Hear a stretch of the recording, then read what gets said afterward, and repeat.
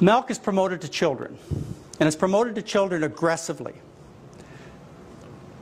You as a parent may say to yourself or to your spouse, you may say, well, it's okay, I'll give up the milk.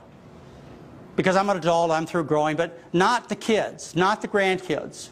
It's absolutely necessary for them to consume milk because of growth. They've got to have healthy bones. They've got to have good health in general. And we know, because of years of education by the dairy industry and people who work for them, either directly or indirectly, that it's absolutely essential that you feed kids milk. So what you may not do for yourself, which would be wise, which is to give up the dairy products, you would be very reluctant to do for the kids. I ask you to rethink that.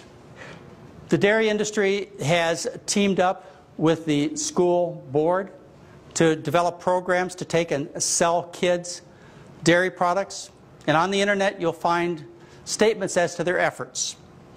They say the goal is to guide school-age children to become lifelong consumers of dairy products. Dairy Checkoff 2003 makes this statement. The 2003 activities will target students, parents, educators, and school food service personnel to make children lifelong consumers of dairy products. Now, where have you heard a similar statement? To target children to make them lifelong consumers. That's right, for the tobacco industry. Almost the exact words. And the consequences I'm trying to share with you are very similar. Annual milk consumption of children between the ages of 6 and 12 increased to 28 gallons per child per year. Children under the age of 18 drink 46% of the milk. Their efforts work. I remember as a kid that I was required to drink milk, and it was really hard to turn it down. It was only 2 cents a carton. But I absolutely hated it. I could hardly get through those school milk lunch programs when I had to drink the milk, unless it was chocolate milk. Then I could get it down. Well, that's one of the things, of course, that the dairy industry is doing, is they're flavoring the milk with chocolate and strawberry. They're putting fancy cartons and straws and all kinds of promotional deals to get these kids to drink the milk. And they're succeeding. And you as parents, you as consumers, probably believe this is in your children's best interest. It's not. An interesting study published in the New England Journal of Medicine, they looked at 65 severely constipated children. Now, to get into that category of severely constipated, you had to have a bowel movement every 3 to 15 days, and that was almost always initiated with a laxative, strong laxatives. And they took these kids, and they took them off dairy products. And what they found is that nearly 70% were completely cured almost overnight by taking the kids off dairy products. When they examined the children's bowels, they found inflammatory reaction in the bowel tissue. They found that these kids had fissures and other things that caused them terrible pain related to the constipation caused by the dairy products. Now, they took these children 8 to 12 months later, and they put all the kids back on dairy products, and all the children who had originally responded redeveloped constipation. Now, this isn't just 68 kids that happened to be in this particular study. I used to be a general practitioner. For 3 years I saw kids. For 3 years I saw constipated kids in terrible pain. This is a usual problem, not just one that appears in the scientific literature. Just for this problem alone, you would think that the school lunch programs, the U.S. government would take and ban these products from the schools, just to relieve that simple kind of suffering, which is not only painful but also very embarrassing for a child. You look around your neighborhoods, you see kids with snotty noses. You talk to the parents and they're taking the kids to the doctor every month for ear infections. Do you think this is normal? You think kids are supposed to have snotty noses and ear infections? Kids will have gastroesophageal reflux, asthma, eczema problems. This is not normal. This has all been tied to the dairy product consumption that's encouraged by the dairy industry and most of us have bought into. There's a more serious problem that affects kids. It's called type 1 diabetes. Horrible disease. If you wouldn't want to wish something so terrible on a family as to have a member develop type 1 diabetes, it's not just a disease of children, even though this used to be the most common kind of diabetes in children. These days, because children are getting so fat, they're developing a lot of type 2 diabetes, which is now, it is now becoming competitive as far as the number of cases, type 1 versus type 2. Well, type 1 diabetes is where the pancreas is destroyed. The initiation of that destruction is caused by cow milk protein entering the bloodstream. That's what the scientific research says. In fact, it is so compelling that the American Academy of Pediatrics work group on cow's milk protein and diabetes in 1994 made a statement that still stands today. They said early exposure of infants to cow's milk protein may be an important factor in the initiation of the beta cell destructive processes in some individuals. Beta cells are what make insulin in the pancreas of the child. And they recommended that you stop feeding cow's milk to children to prevent insulin-dependent diabetes, type 1 diabetes.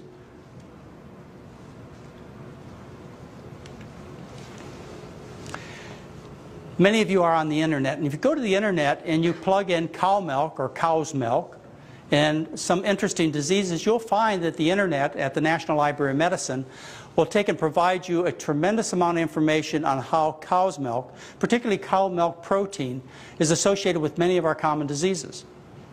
If you go there and type in some of the following diseases, you'll find some very interesting research that shows that cow's milk is associated with or definitely the cause of various problems that are quite serious and quite common, like canker sores, tonsil enlargement. You think it's normal to have enlarged tonsils?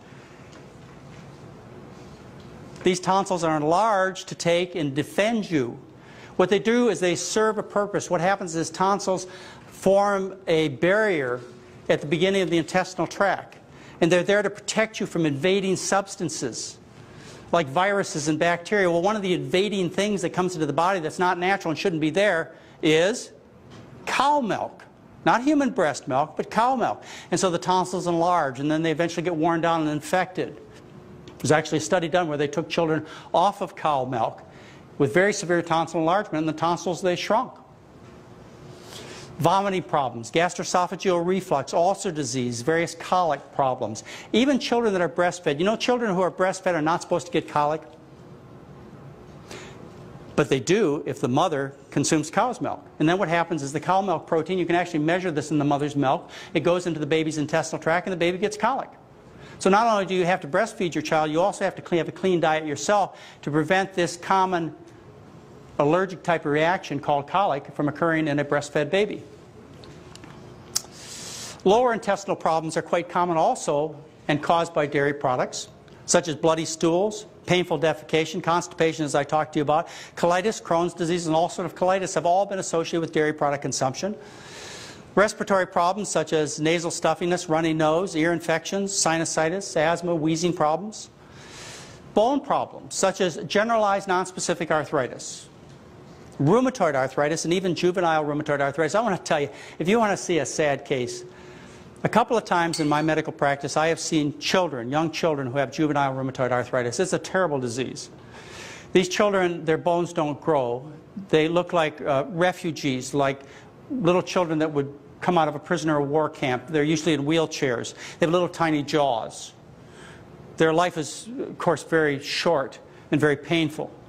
I have had 2 children in my practice who have, their parents have understood the message that this can be caused by cow's milk consumption, and both those kids were cured of juvenile rheumatoid arthritis. And by the way, that happens to also be published in a British medical journal. Lupus, other kinds of arthritis, dairy products are what you want to think of first. Skin problems like rashes, atopic dermatitis, eczema, seborrhea, and hives. Nervous system problems such as multiple sclerosis, Parkinson's disease, autism, and schizophrenia. There is research in the scientific literature that you can easily find that talks about the cause of autism from cow's milk consumption and the cure of these children simply by changing their diet. Headache problems, fatigue, mental depression, bedwetting problems. You know that psychiatric problem that your child developed because somehow when you changed his or her diaper you touched in the wrong place? You know that problem, you have to take the child to the psychiatrist to get counseling every month because the child has this psychological problem called bedwetting? Well, I can't tell you the number of parents that write me that say, I've taken the child faithfully to the psychiatrist or the psychologist for years, and they continue to wet their bed until I listen to your advice, which is to get them off the dairy products. It's well described in the scientific literature. What happens is the children consume the milk, goes into their intestinal tract. In some kids it gets through the gut into the bloodstream, and then it is excreted through the kidney system into the bladder. Well, in the bladder it causes an allergic type of reaction, and what happens is the bladder linings, they swell like a giant hive. And as a result of the swelling, the bladder linings become insensitive, so the child can't feel the urine build up in the bladder. And so they go to bed at night, the urine builds up, and the first thing they notice is wet bed sheets. You take the kids off the milk, the swelling disappears, the sensitivity returns, and the bedwetting, the psychiatric emotional problem disappears in many of these children. Very simple solution to the problem. Miscellaneous problems such as iron deficiency and anemia, nephrotic syndrome. This is where the children lose their kidneys from an allergic type of reaction. Glomerulonephritis, where adults also have a similar problems. SIDS, and also hardening of the arteries or atherosclerosis. A lot of you out there have artery problems. You've made some good changes. You've tried to get the fat and the cholesterol out of your diet, and I think that's good. But unfortunately, many of you have not completed the message. You've not really made the step that will really get you to a minimal chance of causing this disease to progress, this closure of the arteries, atherosclerosis, which leads to heart attacks and strokes. You switch to skim milk. Yeah, taking the fat of the cholesterol is good, but what happens is the cow milk protein gets into the bloodstream, and the body makes antibodies to the cow milk protein that attack the lining of your arteries. And it's found in scientific studies that people who have the rottenest arteries have the highest levels of antibodies directed to cow milk protein in their bloodstream.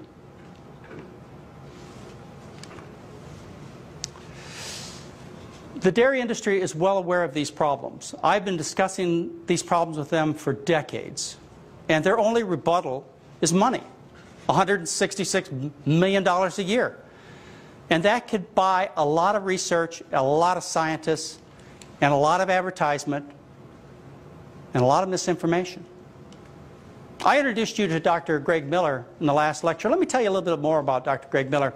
I mentioned to you he's the Senior Vice President of Nutrition Research for the Dairy Association. He's involved in the Dairy Management Incorporation movement, that is the organization that manages Dairy Checkoff 2003, which is out there to promote dairy products for you and your family by designing and carrying out scientific research to prove the healthfulness of dairy products, and also they're out there to promote dairy to your children so they become lifelong consumers. Well, Greg Miller, he's involved in that. Let me tell you how I met him. It was back in the spring of 1993. I did a show, national television show. It was on a program called Lifestyle Magazine that I had a regular segment on. And I had a guest on the show. His name was Dr. Virgil Hulse. Dr. Hulse was an MD, a PhD. He was a former dairy inspector of the state of California. We talked about the health consequences of dairy products. Now remember, this was 1993.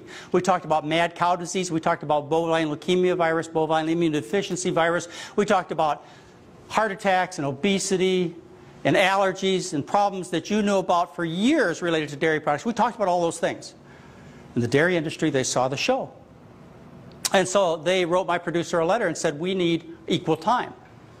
And my producer wrote back and said, okay, fine, you can have equal time. You can be on the show, you can counteract what Dr. McDougall said, but he will be on stage with you. And so we met. We met on Lifestyle Magazine in June of 1993. And we did a half-an-hour television show. And he said the dairy industry has a fine reputation. They're a trusted industry. And that was the bulk of his argument, except he had one special argument that I want to share with you. And this was the main thrust of why you should believe dairy products are good for you. He wouldn't counteract the fact that the dairy products were full of viruses and other kinds of microbes, that they promote heart disease and obesity and diabetes and other problems. He wouldn't counteract any of that. What his main argument was is about 3 minutes into the show, he reached into his pocket and he told us why you should consume dairy products. He said, if there was any thought that dairy products were in any way harmful, there is no way I would let them consume them. And he showed us a picture of his 2 children. His 2-year-old consumes milk, yogurt, and cheese regularly, and his 5.5-month-old is on cow-based formula. And that is the argument from the dairy industry as to why you should consume milk, and that is their counter to the scientific evidence. Those 2 shows, by the way, are shown around the country. They're shown to various groups of people, and they show the Virgil Hulse show, and they'll say, well, there must be an answer that the dairy industry has to this They wouldn't let Dr. McDougall get away with saying these kinds of things. Well, you come on back next week and we'll show you the other show. And they show them the other show and they're shocked because they've got nothing to say. You know that meat is not health food. You know that. You've heard how red meat's not good for you, how it promotes heart disease and cancer and all kinds of problems. And most of you, most consumers in this country, even though they still consume it, know there's a problem. But you believe in dairy products. You believe they're health food. I want you to change your way of thinking. I want you instead to think of dairy products as liquid meat. And to make my case, what I want you to do is I want you to compare the macronutrient content, in other words, the large nutrients, between dairy products and meat. If you compare beef to cheese, you find that they're both about 70% fat. The amount of protein is very similar, 25 to 30%. You found that they have virtually no carbohydrate. They have no dietary fiber. They both have similar content of cholesterol. They have no vitamin C. So if you can put it in that perspective, if you can stop thinking of cheese and milk and so on as health food, as nature's most perfect food, something you never grow out your need for, if you instead can think of it as liquid meat, then you're getting pretty much on target. People bargain with me all the time. They come to me and they say, you know, I'm ready to change my diet, but just not completely. So I'll just make some small changes. What do you suggest I give up? You know, should I give up cigarettes or should I give up whiskey? Should I give up dairy or should I give up beef? It's a hard one. But sometimes I have to help them make those kinds of decisions. And one of the hardest decisions for women to make is to give up the dairy group. Men can do it. Yeah. I think it's a gender thing. I hope I don't offend anybody here, but I think it's a gender thing. What I find is that men will tell me that they can give up milk and cheese, no problem at all, but not their meat. And what do women say? I've seen this over the years, and actually there have been psychological studies to confirm what I have observed, and that is that women have trouble giving up the dairy, don't they? You know, I think it's because it's kind of a traditional woman kind of thing. You know, it's associated with mothering, with nurturing.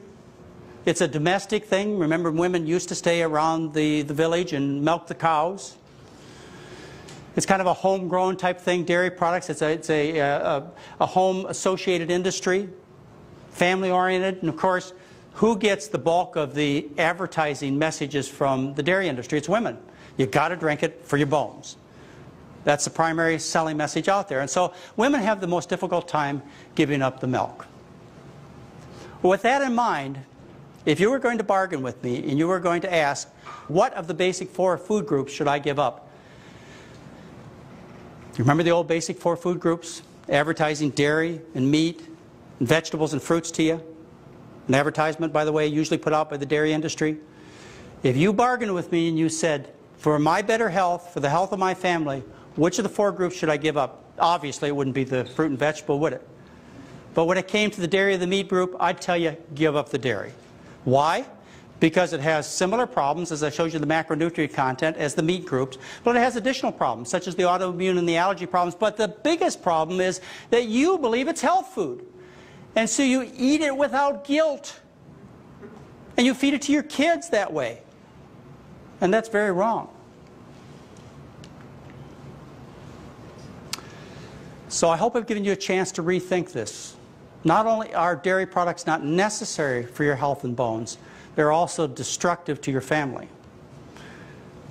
And it may be the most difficult message for you to get, because there's been so much education, so much effort, so much money putting behind trying to give you the other message. But I promise you that it will be the greatest benefit to you and your family if you can get this correct. You are not a cow. Your children are not calves. You should not be consuming cow's milk. It is a serious health hazard. Thank you very much.